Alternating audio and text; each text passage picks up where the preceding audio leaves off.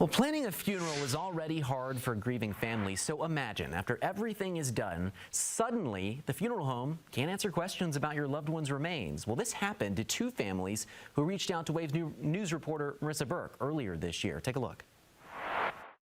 The Moore family called me in January about a funeral home losing and then finding their loved one's cremains.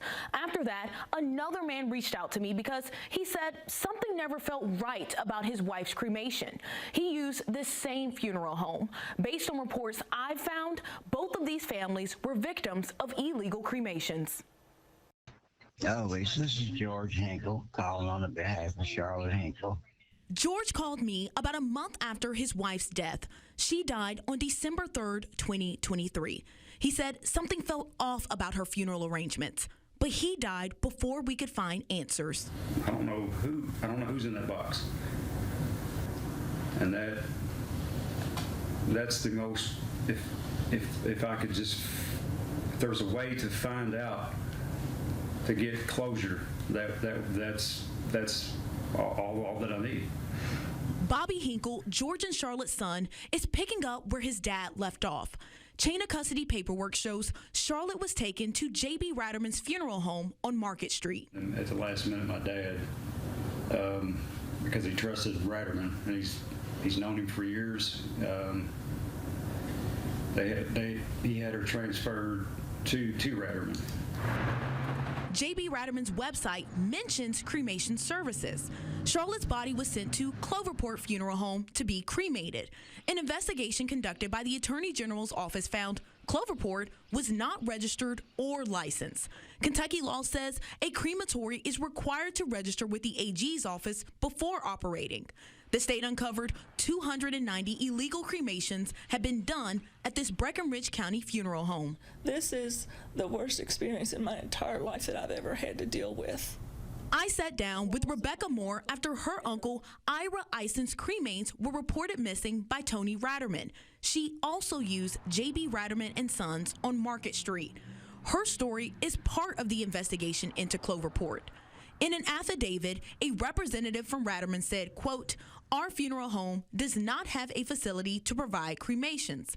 Because of this, I entered an agreement with Anthony Oxendine to provide cremation services for Mr. Ison's family," end quote. Chemical testing on Ison's remains determined they were given soil. Body goes to crematorium, ashes come back. That's a linear process.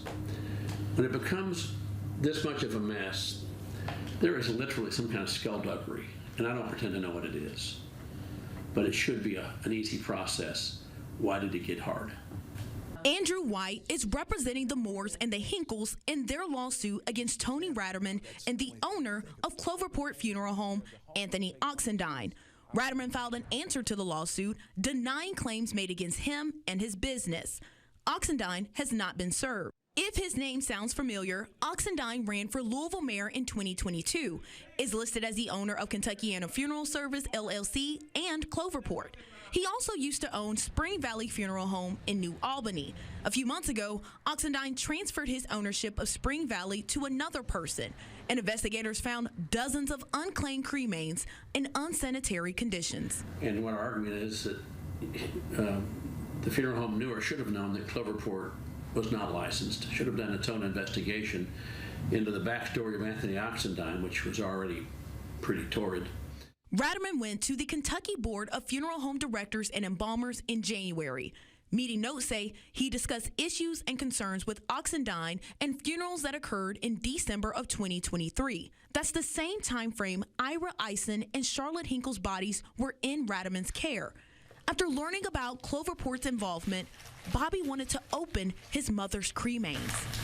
How you doing over there? It's hard.